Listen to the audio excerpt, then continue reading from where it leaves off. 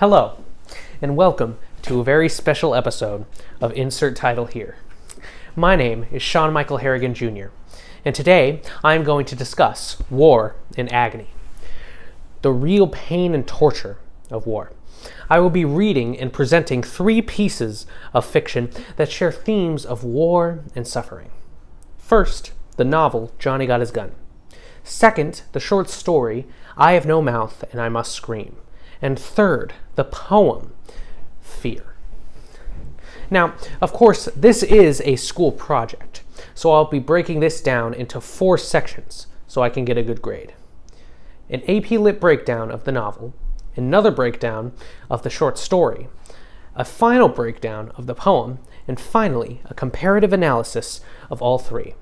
Now, without further ado, war is hell.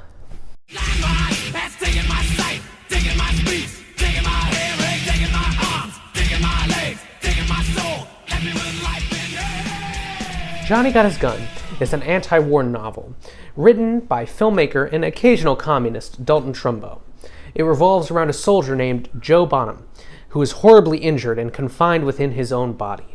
He has no face, legs, or arms, and is trapped in a hospital, unable to speak or move. Throughout the book, he finds a way to communicate with the outside world through Morse code. He asks them to let him feel the outside world in the presence of others. They say no, and leave him to live the rest of his life stuck in his own body.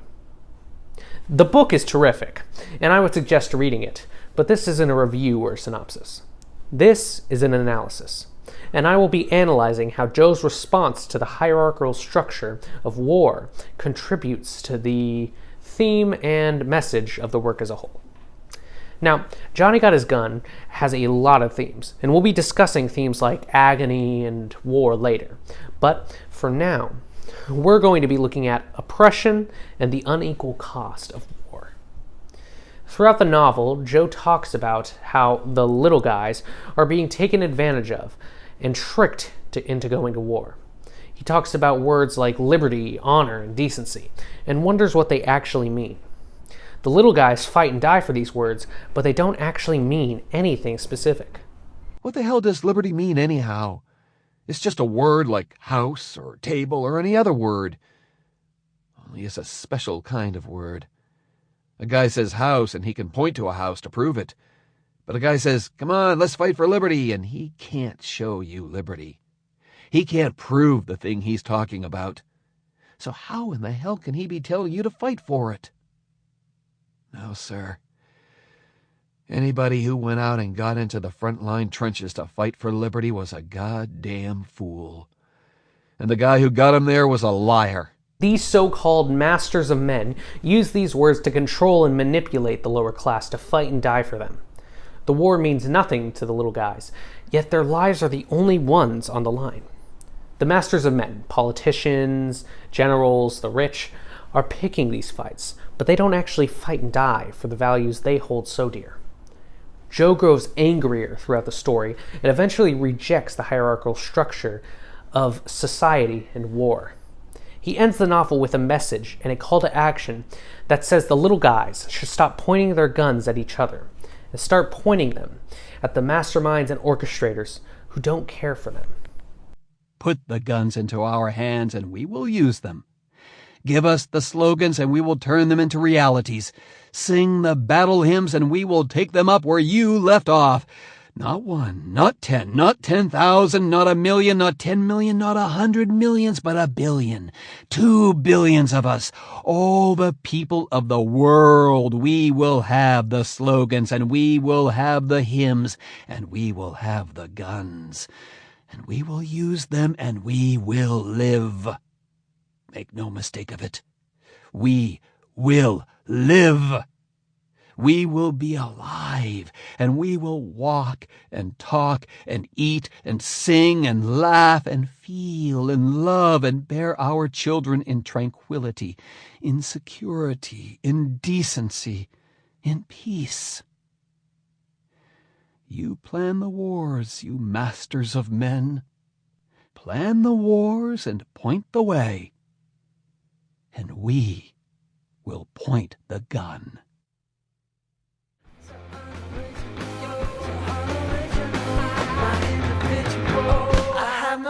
then I must.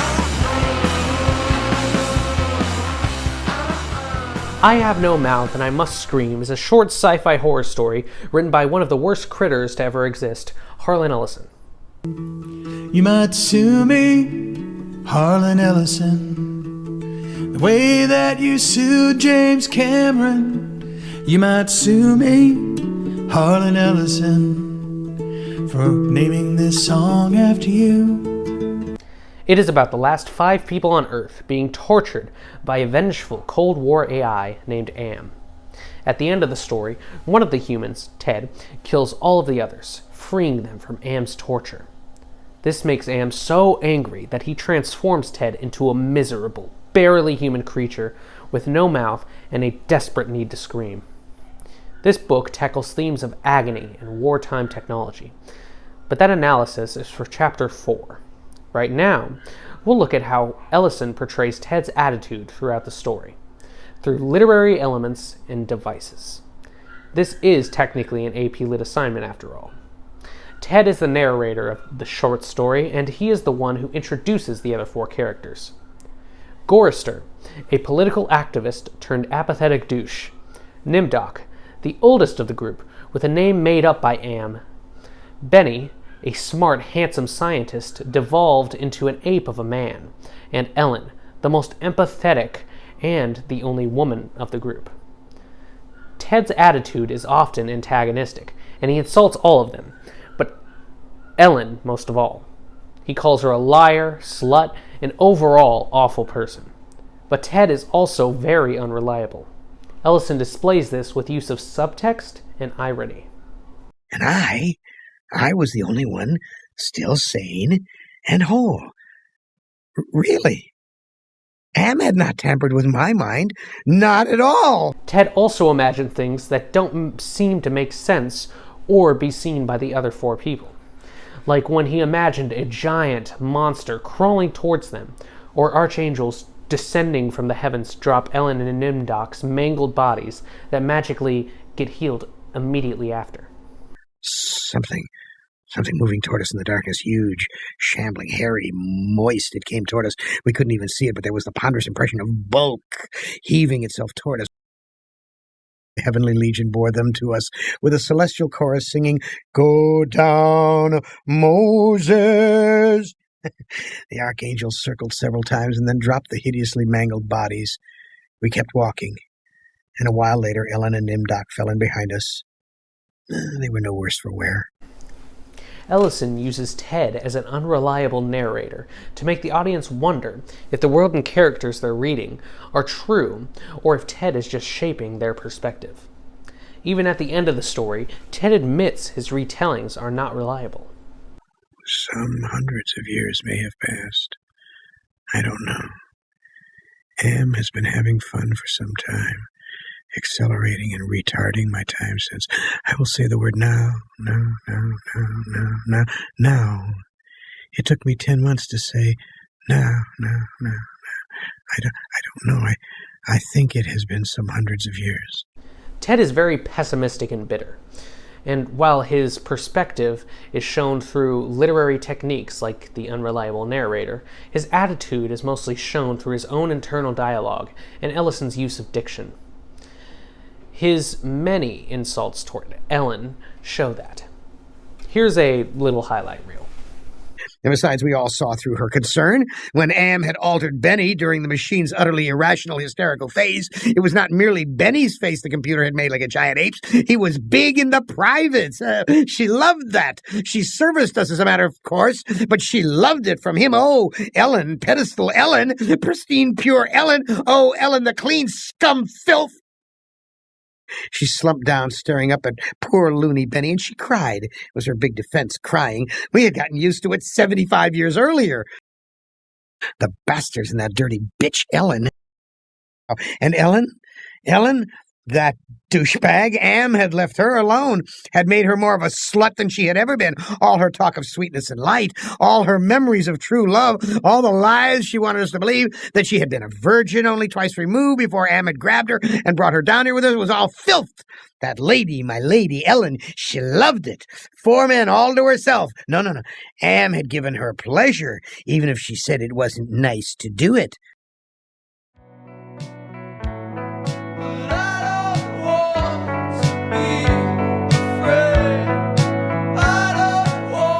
Our final piece of literature is a poem titled Fear. This poem was written by a 12-year-old Holocaust victim named Eva Pikova. It is about the awful conditions in the Jewish ghetto and how much the speaker and her people are suffering. Fear, like the last 2 works, deals with themes like pain and the horror of World War II and the oppression of the Jewish people. Pikova also portrays a special connection between herself and the audience by using question marks and connections through general phrases. She asks rhetorical questions like, "Perhaps it's better, who can say, than watching this to die today?" This question makes the audience think. Pikova almost asks the audience directly if it's better to die than to live in that condition. She also uses general phrases like, "Today father's heartbeat tells his fright, and mothers bend their heads into their hands. Now children choke and die with typhus here." Pikova never says "my father" or "my mother." Instead, she says mothers and fathers to connect with the audience and show that it isn't just her suffering, but everyone. Pikova connects with the audience, and the audience connects with her. This is a spectacular and heartbreaking poem, and I'm going to do a little read for you, my audience. Today, the ghetto knows a different fear. Close in its grip, death wields an icy scythe. An evil sickness spreads a terror in its wake. The victims of its shadow weep and writhe. Today a father's heartbeat tells his fright, and mothers bend their heads into their hands. Now children choke and die with typhus here. A bitter tax is taken from their bands. My heart still beats inside my breast, while friends depart for other worlds. Perhaps it's better, who can say, than watching this to die today. No, my God, we want to live, not watch our numbers melt away. We want to have a better world. We want to work. We must not die.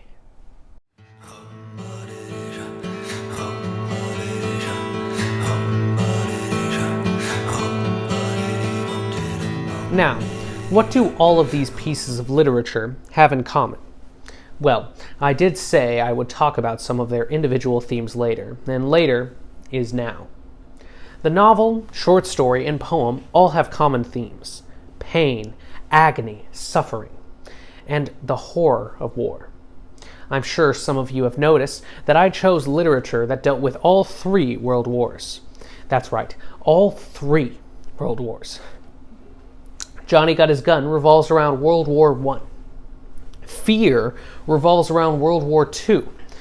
And I Have No Mouth and I Must Scream revolves around a fictionalized Cold War that becomes World War III. All of them also deal with being trapped and tortured. In Johnny Got His Gun, Joe has no legs, arms, mouth, eyes, ears, nose, or any sense besides touch. He is trapped in his own body with no way of communicating with the outside world for the first 5 or 6 years described in the book. When he finally finds a way to communicate, they shut him down and ignore him. This kind of mental anguish is almost impossible to imagine. It's a kind of personal hell everyone fears. By the end of I Have No Mouth and I Must Scream, Ted and Am suffer similarly. Am is so vengeful and hateful throughout the story because humans gave him the ability to feel and think and basically be human, but no actual way of being human. He cannot speak, move, or truly feel anything. He hates them for making him feel this inner turmoil, so he tortures 5 humans for 109 years. He only stops because Ted kills them all, which makes Am so angry he turns Ted into a giant blob of slime that has no mouth or eyes. Ted can still think and perceive reality, but he is trapped to be tortured forever, just like Am.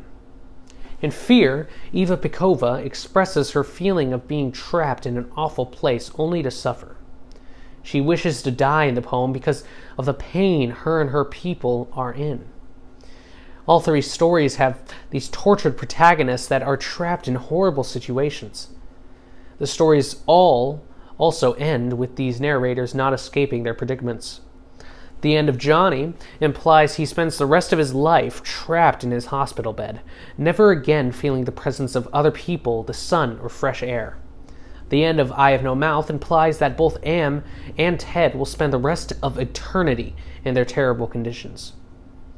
And after Fear was written, 12-year-old Pikova was killed in Auschwitz.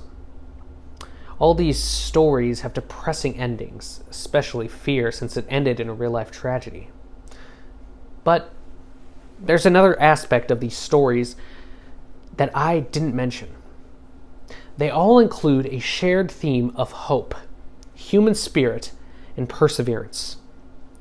Joe Bonham knew his life was over almost immediately, but he still tried to find solutions and complete larger goals, like finding out how to tell time or discovering how to communicate with the outside world. Despite his ultimate failings at the end of the story, he still has hope that people will realize the truth about the Masters of War and will stand up and fight against the systems. Despite Ted being tortured mentally and physically for more than a century, he still found a way to persevere and fight against his robotic oppressor by sparing his companions. Ted managed to hold on to his human spirit despite his antagonistic attitude, and basically beats Am. Despite the depressing situation Eva Pikova had to go through, she ends the poem with a hopeful rejection of death, saying that her people will not die. Even in her final moments, she held out hope because the human spirit is the most powerful force on earth. She may have passed shortly after, but her message lives on. Every one of these stories describes a hopeful hell and displays the true strength of humanity. War may be hell, but a people with empathy, peace, and hope can create a paradise. Thank you.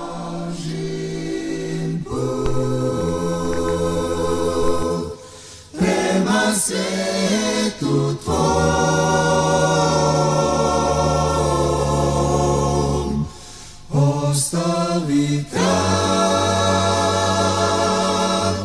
na putu swom,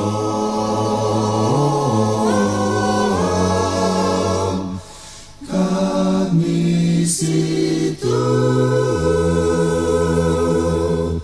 sunce gubi svoj sjaj,